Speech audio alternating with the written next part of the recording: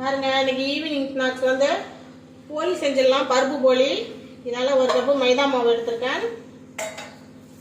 ஒரு 200 கிராம் கடலை பருப்பு எடுத்திருக்கேன். இதை நல்லா கழுவிட்டு ஒரு 4 விசில் விட்டு எடுத்துக்கலாம். இப்போ இதுக்கு வந்து கொஞ்சமாக உப்பு போட்டுக்கலாம்.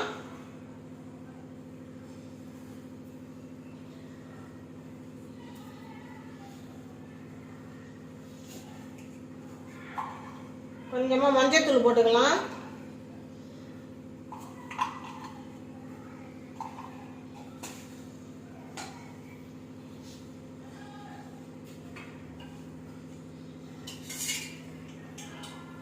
ஒரு சின்ன குழி கரண்டி எண்ணெய் ஊற்றிக்கலாம்.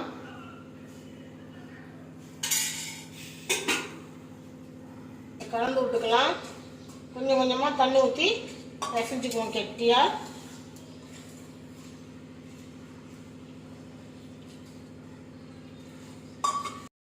கொஞ்சமாக எண்ணெய் ஊற்றி அப்படியே ஊற வச்சுருவோம். ஒரு 1/2 மணி நேரம் ஊறட்டும். அதுக்கப்புறம் வந்து போலி செஞ்சுக்கலாம்.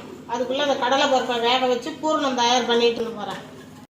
விசில் விட்டாச்சு கடலை பருப்பை. வெந்துடுச்சு. இந்த அளவுக்கு வெந்தால் போதும். இதை வடிச்சிக்கலாம்.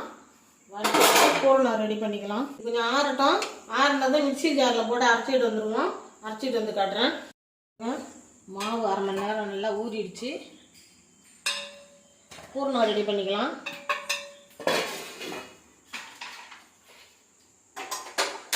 அடுப்பு பற்ற வச்சுக்கணும். அதில் 1/2 மூடி தேங்காய் எடுத்து வச்சுருக்கேன். தேங்காய் எடுத்து எடுத்துக்கலாம்.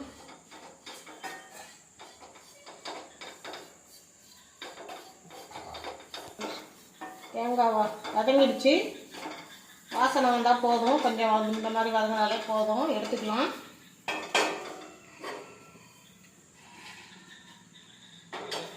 அதே கடாயில் கொஞ்சமாக தண்ணி வச்சுக்கலாம்.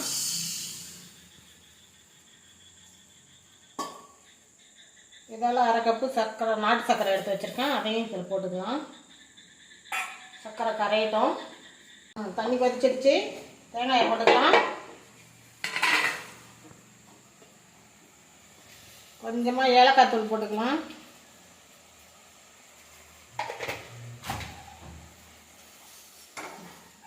இதை அரைச்சி வச்ச கடலை பருப்பை போட்டுக்கலாம்.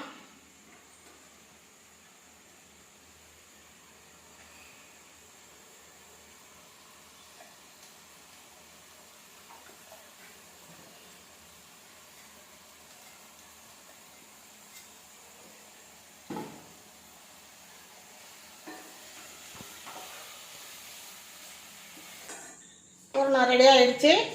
கொஞ்சம் ஆறட்டும். உருண்டை பிடிச்சிட்டு காட்டுறேன். மாவு திறந்து பார்த்துடலாம். நல்லா ஊறி இருக்கு.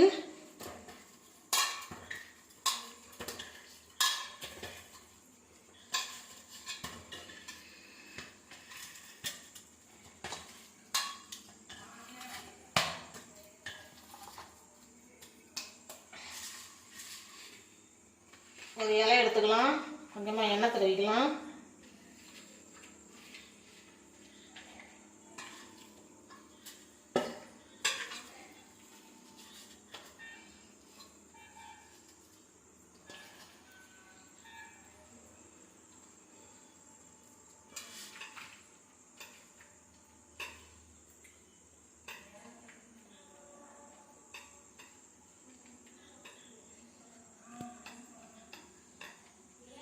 இந்த மாதிரி அகலமாக தட்டிக்குங்க.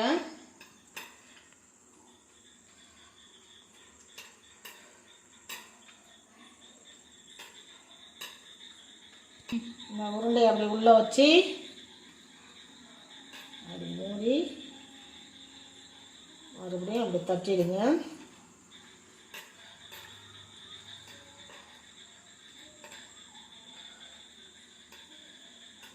அடுப்பில் தோசை கல் போட்டுக்கலாம். கொஞ்சமாக எண்ணெய் தடவிக்கலாம்.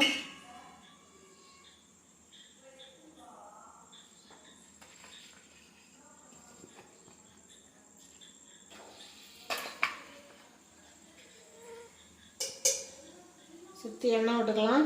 நீங்கள் வேணும்னா நெய் கூட விட்டு சுடலாம், நல்லாயிருக்கும். நான் எண்ணெய் தான் இன்றைக்கி ஊற்றுறேன். வேகட்டும்.